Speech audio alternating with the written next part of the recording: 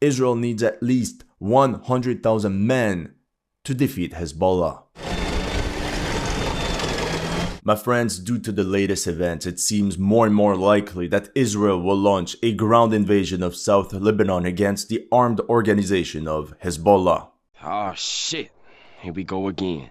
Don't believe me? Check out what happened on the 13th of July. These Israeli soldiers posted in the Gaza Strip asked, "What's next?" And Netanyahu replied, "The North." On top of that, Netanyahu just came back from the US Congress. I think this says it all. Now let's take a look at the mainstream media in the Middle East. From Al Jazeera, Netanyahu says Israel prepared for very intense operation near Lebanon. Israel ready for all-out war. Same thing for sources in Hebrew. Israel is preparing for an extreme scenario. A date has been set for a ground operation in Lebanon. And here from Haaretz, the danger of a third Lebanon war is increasing. Since October 7th, 2023, Hezbollah fired 7,500 rockets and missiles towards Israel, forcing tens of thousands of civilians to be relocated. Some of their drones even managed to fly right above some of Israel's most critical infrastructure, like the port of Haifa and all the military installations over the Golan Heights. Disgusting shit. Put simply, tensions between Israel and Hezbollah have reached a point of no return. As late as the 22nd of July, Hezbollah sent a barrage of rockets in the surroundings of Haifa. And on Saturday, the 27th of July, a Hezbollah rocket hit a group of Israeli youth, causing 12 fatalities. French newspaper Le Monde reported, after deadly attack on Golan Heights, Israel says Hezbollah has crossed all red lines. As you can imagine, Israel has to react. The big question is how. Many Israeli officers are extremely worried. Yoel Gozansky, a former official on Israel's National Security Council, said, Israel is used to fighting short wars. And historically speaking, that's true. However, the thing is, we can already say that Hezbollah and Israel are already in a state of war. For months, Israel already retaliated with numerous airstrikes on various enemy launch sites across Lebanon and Syria. This means ground operations are only a step away. Thing is, it's not the first time since Israel considered such an option.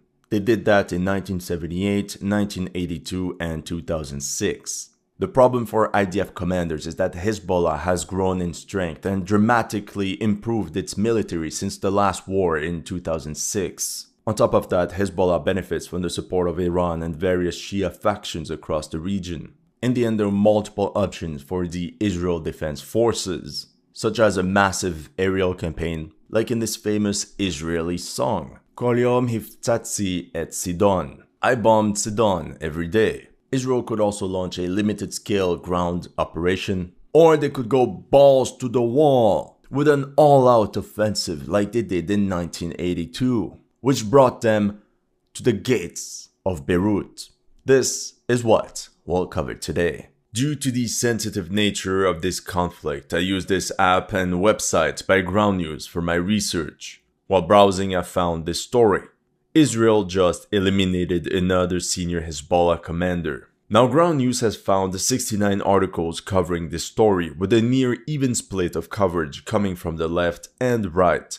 But how each side is reporting on it is where it gets interesting. For example, right-leaning Fox News reports how diplomats are working to prevent a full-on war in Lebanon, while left-leaning Hindustan Times questions if the IDF is actually inducing it. Overall, when I click on bias comparison, I learned that the left emphasizes the diplomatic efforts to prevent escalation and the broader geopolitical implications, whereas the right highlights potential Iranian involvement, giving a more extensive regional danger outlook.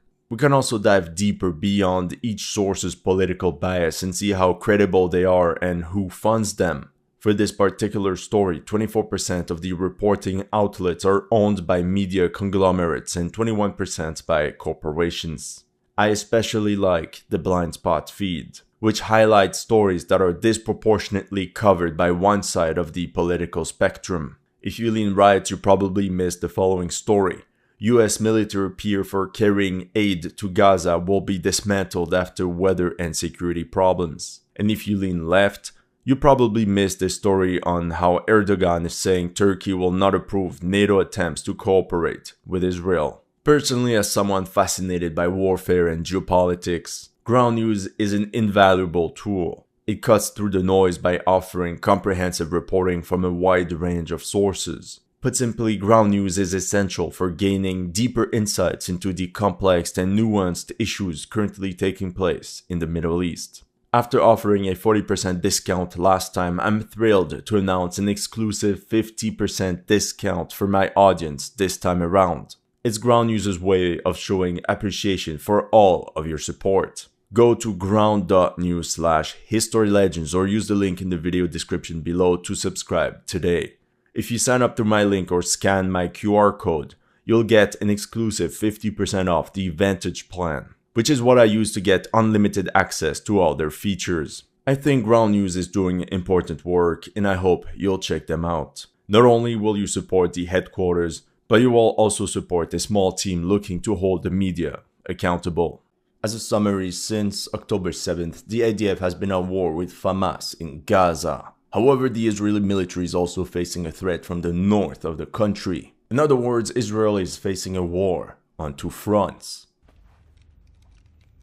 Over the last months, many claimed Israel had been defeated in Gaza when it pulled out its brigades and divisions from the area of operations. But now I think the situation is clear. Hamas represents a secondary threat to Israel compared to Hezbollah. Now with Hamas military capabilities greatly diminished, it was time to go north. And we can believe the IDF decided to preserve its manpower for this exact mission.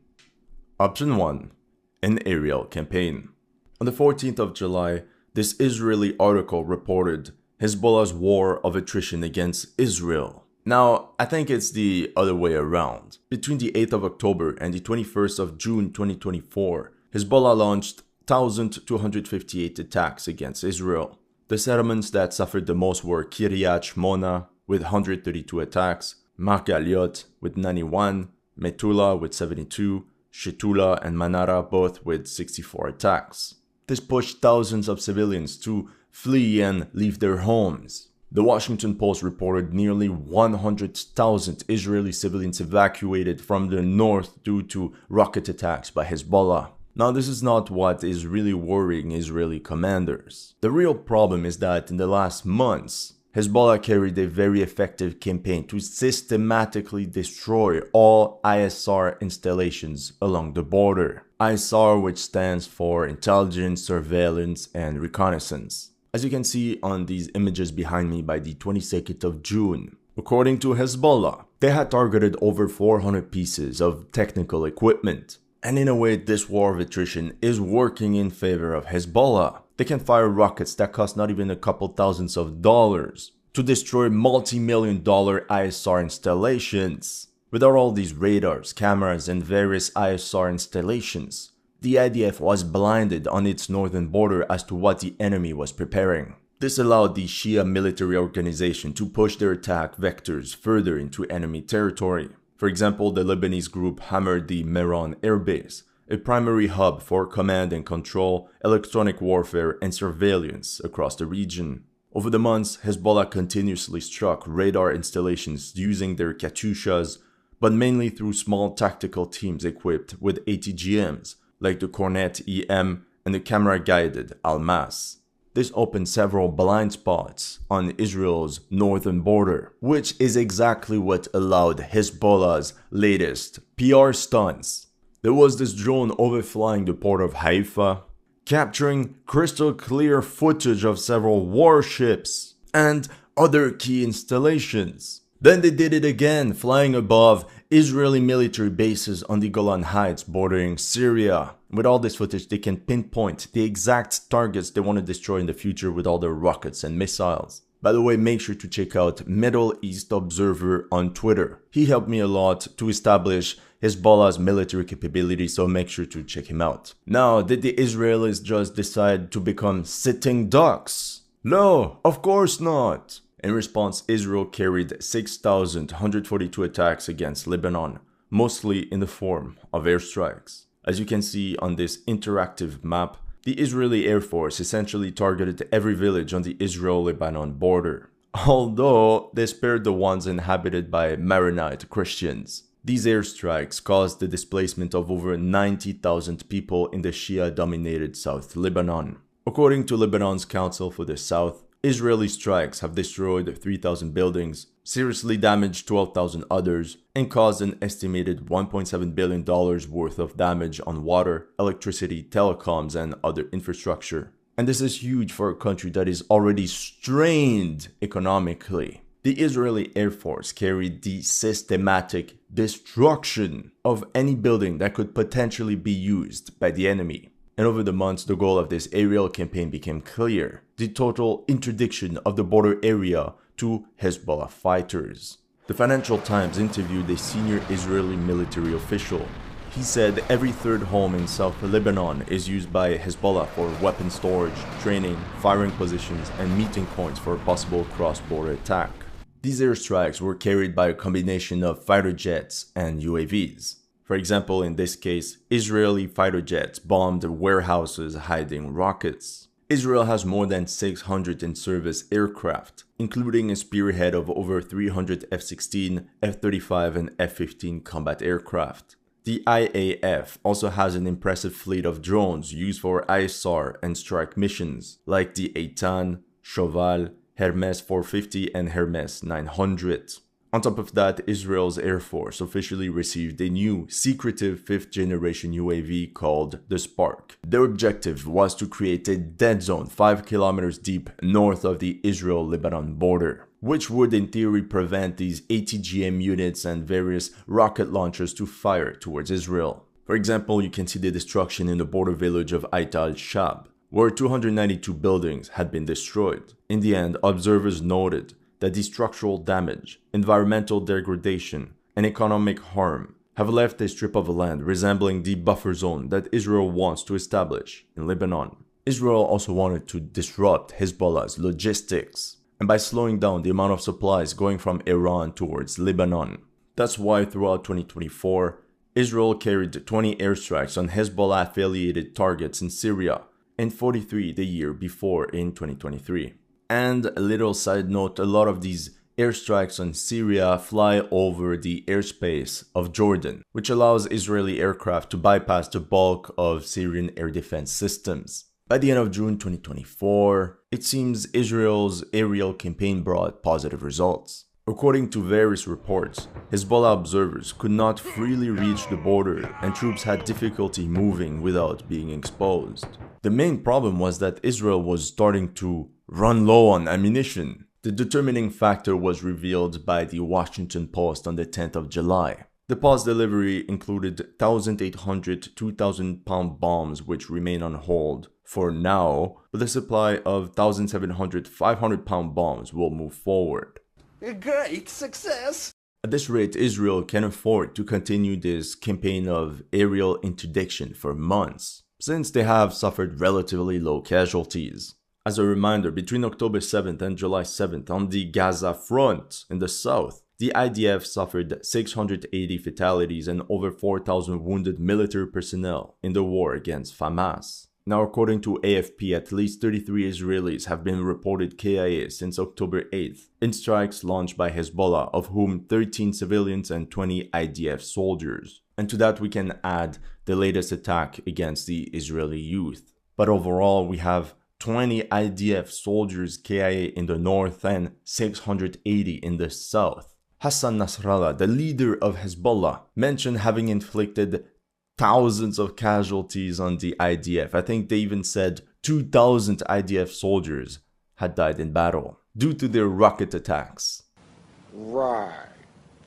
Now, according to the same source by AFP, Lebanon's losses amounted to 511, of which 104 were civilians. This would mean around 400 Hezbollah fighters KIA, whereas the Financial Times journalist in Lebanon spoke of 320 military deaths.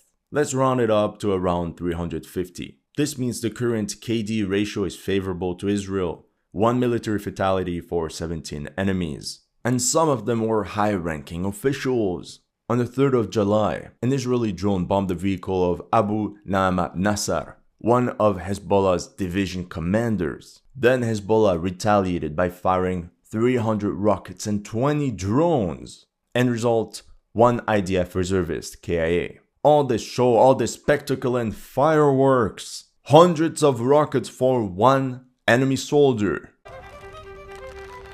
On top of that, Israel carried more than 6,000 airstrikes. Yet Hezbollah only managed to shoot down 4 UAVs.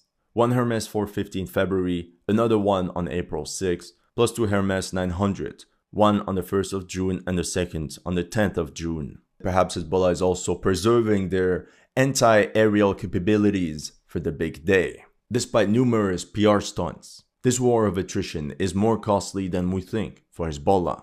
They already lost seemingly hundreds of fighters, and I don't think the militia's best soldiers are down to become sitting ducks. Nasrallah could also order them to withdraw from the border area, but this move would be perceived as weakness and as a defeat. So for now, Hezbollah is in a difficult position, where they essentially have to trade manpower for time. All this is beautiful, but aerial campaigns have notoriously shown that they're incapable of fully defeating an enemy. At the same time, Guzanski thinks an Israeli invasion of Lebanon could be a trap, pulling Israel into another grueling war with no endgame. Option 2, a limited scale offensive.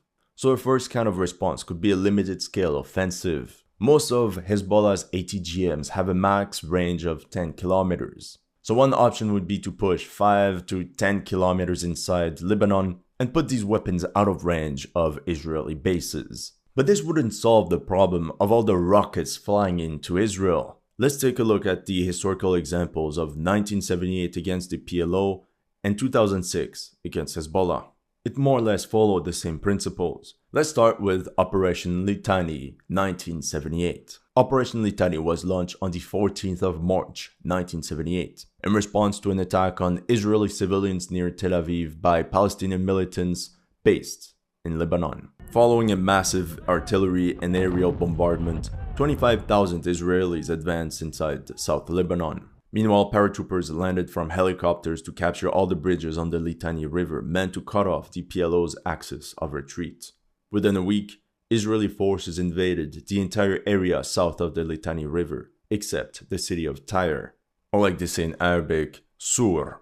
In this operation, the IDF lost 20 soldiers KIA, whereas PLO units and their allies lost around 1,100. Despite the tactical success of the mission, PLO units simply evaded ground forces and still managed to slip away to the north due to the porous area of control by Israeli paratroopers. Once the Israelis left, the PLO came back. Now, from a political perspective, the Israeli intervention did not stop PLO attacks against Israel from South Lebanon. Even worse, from that moment on, the Lebanese civil war intensified in violence. Since the 1978 quickie was not enough, this prompted round 2 with the 1982 invasion of Lebanon. More on that in a moment. Now let's move on to the 2006 War of Lebanon. In the early hours of July 12, 2006, 24 Hezbollah operatives launched a cross-border raid and ambushed an IDF patrol.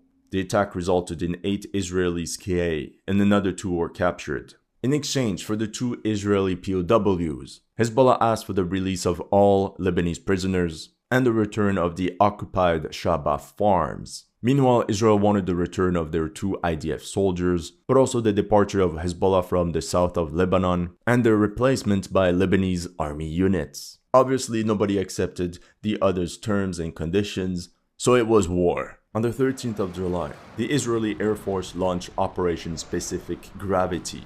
Within 34 minutes, they destroyed more than 50 of Hezbollah's long-range rocket launchers. In this first phase of the war, Israel carried a major air bombing campaign coupled with a few special operations raids into South Lebanon. Throughout the war, but especially within the first 2 weeks, the IAF conducted 15,000 strike missions on Hezbollah-related targets across Lebanon. As you can see on this map, they mainly focused on South Lebanon, but also in the capital Beirut, and another Shia stronghold, the Bekaa Valley, that I unintentionally crossed a couple years ago. Because of my love for history, I dragged my friends right to Baalbek one of Hezbollah's strongholds. I mean, I really wanted to visit the Temple of Bacchus, which, by the way, was exceptional. Maybe I should tell you this story another time. Hezbollah responded to these airstrikes by firing an estimated 4,000 rockets, most of the time using 122mm Katyushas stationed within 20 kilometers of the Israeli border.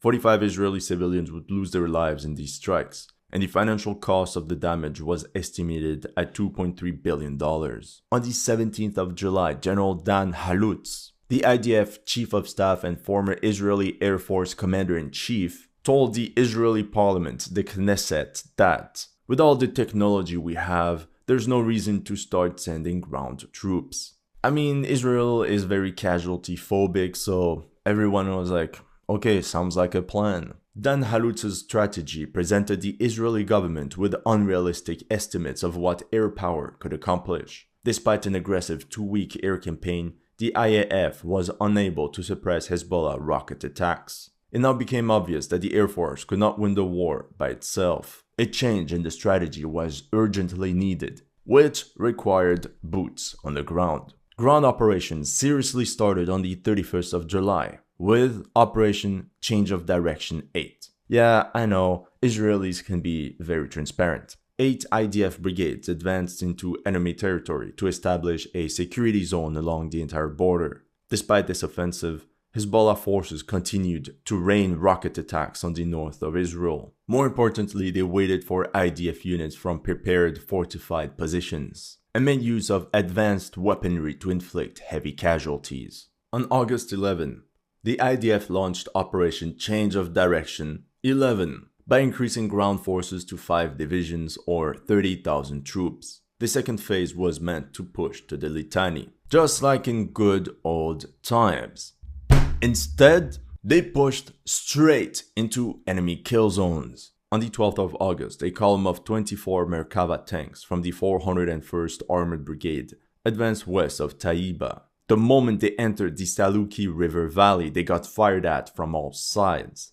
Hezbollah fighters used ATGMs like the Russian-made Kornet and destroyed 11 Merkava tanks within seconds. By the end of the ambush, 12 Israeli soldiers had fallen on the battlefield, including 2 company commanders. It's not a surprise that Operation Change of Direction 11 ended quickly, and by the 14th of August it was GG well played, as Israel and Hezbollah implemented a UN Security Council ceasefire. In these 4 days of intense fighting, the IDF lost 34 soldiers KIA, 447 wounded, 20 armored vehicles destroyed or damaged, and 1 helicopter was downed. By the time of the ceasefire, the IDF had captured more than a dozen urban areas, but overall only pushed 8 kilometers inside South Lebanon. Put simply, the Israeli military could not stomach more casualties. In 34 days of war, the IDF had sustained 119 combat fatalities, as well as 750 wounded. Anti-tank missiles were responsible for half of the losses,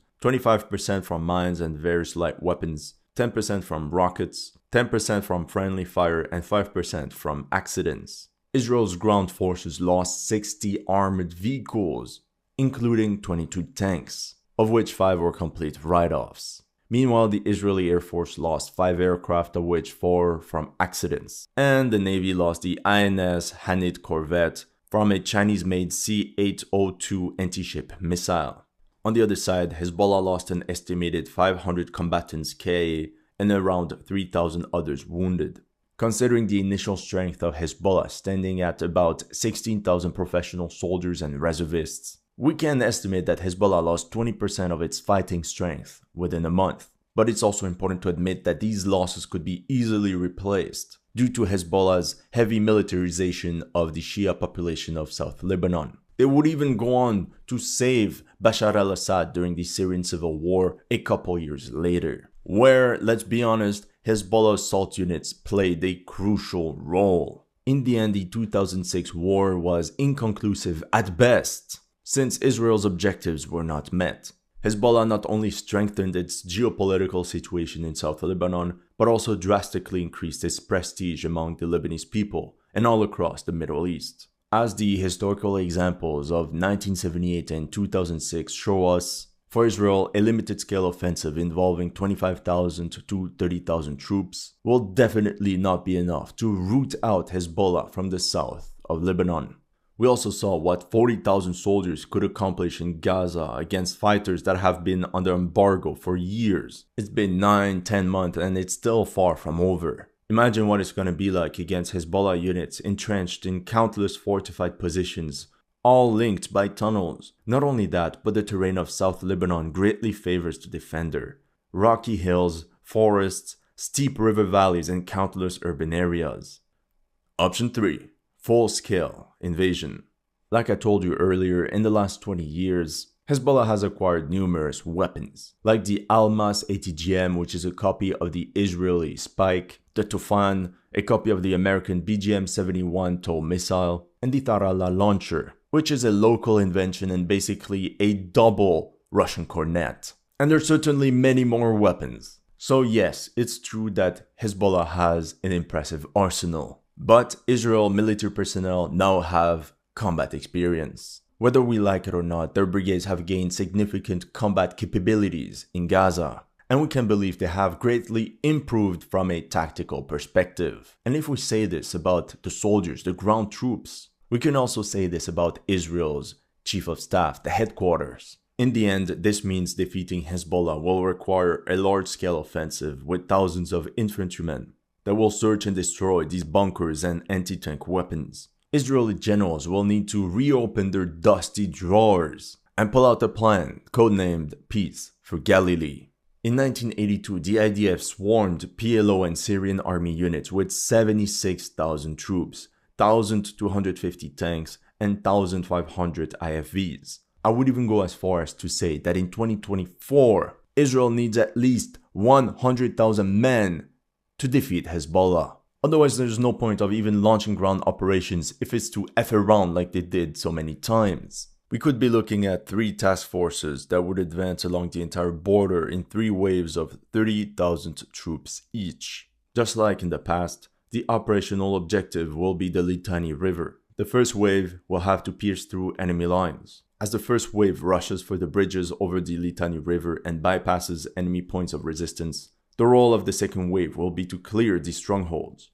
I think the third wave will mainly be composed of reserve units, which will be necessary to occupy the conquered terrain and prevent enemy forces from coming back. In the end, dislodging Hezbollah from the south of Lebanon will be extremely difficult. So another option would be to make use of the IDF's advantage in armored units and mobility by concentrating their best brigades around Metula. The goal of these units would be to break through this mountain range and then push westwards along both banks of the Litani River, while the rest of the army pushes north along the border. Such a maneuver would cut off Hezbollah units positioned in the south from their supply lines.